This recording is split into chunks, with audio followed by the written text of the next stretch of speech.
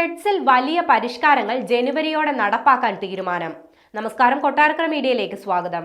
മെറ്റയുടെ social media ആപ്പായ ത്രെഡ്സിൽ പരസ്യം ഉൾപ്പെടുത്താൻ നീക്കവുമായി company. വരുന്ന ജനുവരിയോടെ ത്രെഡ്സ് ആപ്പിൽ ചെറിയ തോതിൽ പരസ്യങ്ങൾ ക്രിയേറ്റ് ചെയ്യാനും പബ്ലിഷ് ചെയ്യാനും അവസരം ഒരുക്കുമെന്നാണ് പുറത്തുവരുന്ന റിപ്പോർട്ടുകൾ. ഇൻസ്റ്റഗ്രാമിലെ അഡ്വർടൈസിംഗ് ഡിവിഷനിലെ ഒരു ടീമിനെയാണ് ത്രെഡ്സിന്റെ ഈ മാറ്റത്തിനായി ചുമതലപ്പെടുത്തിയിരിക്കുന്നത്.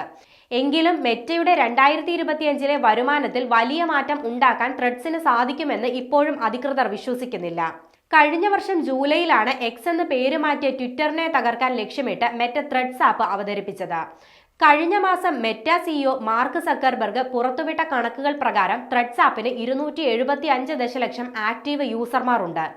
ഇത് ആപ്പിന്റെ വലിയ വളർച്ചയാണ് കാണിക്കുന്നതെന്നും അദ്ദേഹം പറഞ്ഞിരുന്നു. എക്സിലെ അഡ്വർടൈസേഴ്സിനെ തങ്ങളുടെ പ്ലാറ്റ്ഫോമിലേക്ക് എത്തിക്കാൻ സാധിക്കുമെന്നാണ് മെറ്റ കരുതുന്നത്.